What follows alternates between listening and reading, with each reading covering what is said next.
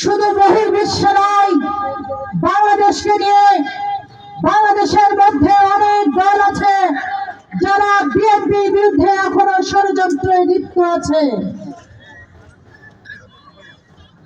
শুধু আমাদের দল বিএনপির মধ্যে নয়, অন্যান্য দল যারা দীর্ঘ বছর 1971 সালে বাংলাদেশ স্বাধীনতার বিরোধিতা যারা করেছিলেন, তারা এখন বাংলাদেশের ক্ষমতায় যাওয়ার দুঃস্বপ্ন দেখছে। সেই মুক্তিযোদ্ধাদের এবং যারা শহীদ হয়েছেন তাদের রক্তের সাথে আমরা বেইমানি হতে দিব না।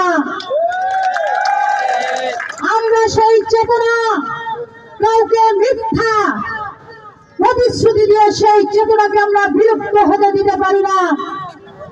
যারা মুক্তিযুদ্ধ করে দেশকে স্বাধীন করেছেন, শুধু তারা নয়, নতুন প্রজন্ম তাদের ভূখণ্ড রক্ষা করতে জানে। আমরা ভেবেছিলাম আমাদের সন্তানরা হয়তো কিছু বোঝে না, তারা সারাক্ষণ মোবাইলের মধ্যেই থাকে। আমি আমার বাসার নিজের সন্তানকে নিয়েও সেটি চিন্তা করতাম, কিন্তু নতুন প্রজন্ম, তরুণ প্রজন্ম সেটিকে লুণ্ঠিত করে তারা প্রতিষ্ঠিত করতে সক্ষম হয়েছে যে কোন জিনিস কারো ঘাড়ে চাপিয়ে দিলে তা বেশি দিন কেউ বলতে পারে না। আমরাও পারি, সেটি তারা বুঝিয়ে দিয়েছে। এই তরুণ প্রজন্ম এমন একটি বাংলাদেশ দেখতে চাই যে বাংলাদেশে কোনো হানাহানি থাকবে না, যে বাংলাদেশে কোনো স্বৈরাচার থাকবে না, যে বাংলাদেশে মানুষ স্বাধীনভাবে মুক্ত অঙ্গনে চলাফেরা করতে পারবে, স্বাধীনভাবে কথা বলতে পারবে, তাদের অধিকার প্রতিষ্ঠিত হবে। আপনারা জানেন আমাদের ভারপ্রাপ্ত চেয়ারম্যান জনাব তারেক রহমান তাদের সাথে সুর মিলিয়ে এবং আমাদের 31 দফা যে পরিকল্পনা, নতুন প্রজন্ম যে বাংলাদেশ দেখতে চাই, সেই বাংলাদেশ গড়বার লক্ষ্যে 31 দফা একটি পরিকল্পনা প্রণয়ন করেছেন। এই পরিকল্পনার মধ্যে আছে তরুণদের অধিকার, সেই পরিকল্পনার মধ্যে আছে যুবকদের অধিকার। আমরা জানেন নারীরা এই সমাজে একটু অবহেলিত। আমরা নারীদের অধিকার নিয়ে কথা বলতে চাই। আমরা নারীদের অধিকার প্রতিষ্ঠিত করব যদি জাতীয়তাবাদী দল বিএনপি রাষ্ট্র পরিচালনার দায়িত্বে আসতে পারে। স্বয়ং আল্লাহ নারীদেরকে সবচেয়ে বেশি মর্যাদা সম্পন্ন করে পৃথিবীতে পাঠিয়েছেন।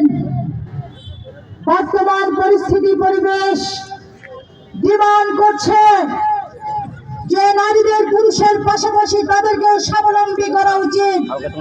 কারণ আপনারা জানেন এ বিশ্বে যা কিছু সৃষ্টি কল্যাণকর, অর্ধেক তার করিয়াছে নারী, অর্ধেক তার নর। আজকে পৃথিবীতে যত মহামনীষী, যত জ্ঞানীগুণী জন্ম হয়েছে, কোন না কোন মায়ের গর্ভে ছিলেন তারা। তাই আমি বলি, নারীরাই হচ্ছেন একজন সন্তানের প্রথম শিক্ষক, যিনি তার বাড়ি থেকেই হাতে খড়ি দেন শিক্ষকের, তার শিক্ষার হাতে খড়ি তার কাছ থেকে আসে। নারীরা পুরুষের পরিপূরক, পুরুষরাও নারীদের পরিপূরক হিসেবে আল্লাহ আদম হাওয়াকে সৃষ্টি করেছিলেন। যারা বাংলাদেশের বিরোধিতা করেছিলেন তারা এখন নানা কৌশলে অপষড়যন্ত্রে লিপ্ত আছে।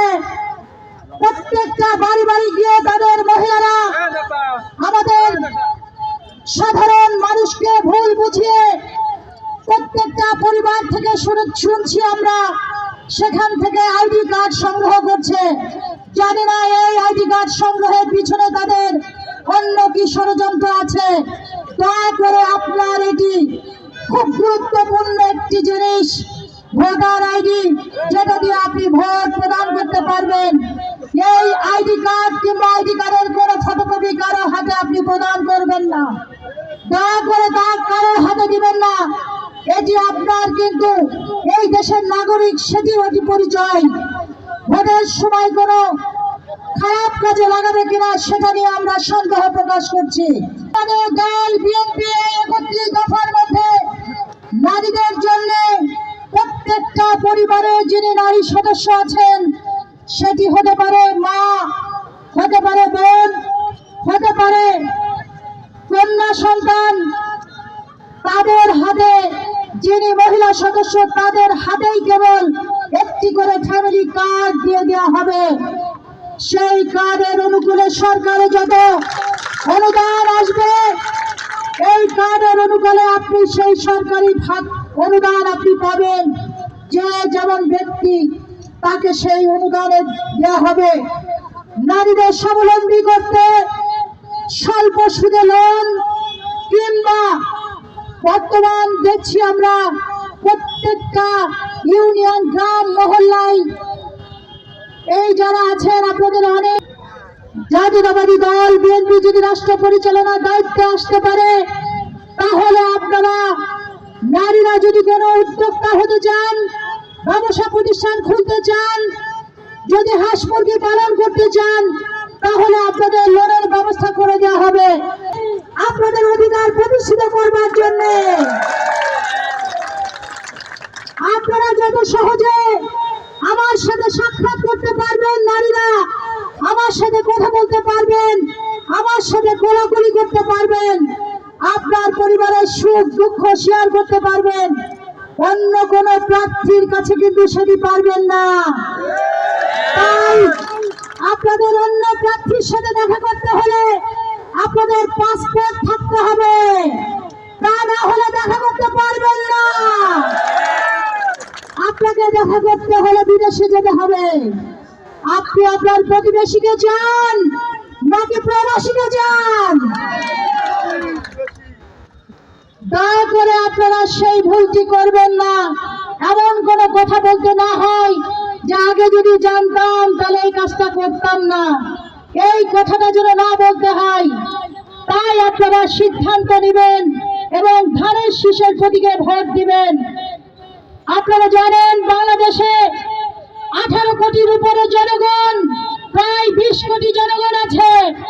সেই 20 কোটি জনগণের মধ্যে 300 জন সংসদে কথা বলবার সুযোগ পাবে। আমাদের নেতা ভারপ্রাপ্ত চেয়ারম্যান জনাব তারেক রহমান নারীদেরকে যে মূল্যায়ন করবেন, তার জ্বলন্ত উদাহরণ আপনাদের সামনে দাঁড়িয়ে আজ আমি ধানের শীষের প্রতীকে মনোনীত হয়েছি। আমাদের নেতা কথা এবং কাজে যে সঠিক, সেটি আমাকে দিয়েই আপনারা প্রমাণ পেয়ে গেছেন। তাই আপনারা এদিক সেদিক না করে, এই দলের ভিতরে বিভাজন সৃষ্টি না করে, আমাদের সর্বোচ্চ নেতা মাঠ জরিপ করে যার হাতে ধানের শীষের প্রতীক তুলে দিয়েছেন, আমাদের দলের পার্টির মহাসচিব মির্জা ফখরুল ইসলাম আলমগীরের ঘোষিত মনোনীত ধানের শীষের প্রতীক যার হাতে তুলে দিয়েছেন, এটি একটি গুরু দায়িত্ব। আমি আপনাদের সকলকে সাথে নিয়ে একটি সুন্দর ঝিকরগাছা চৌগাছা করতে চাই।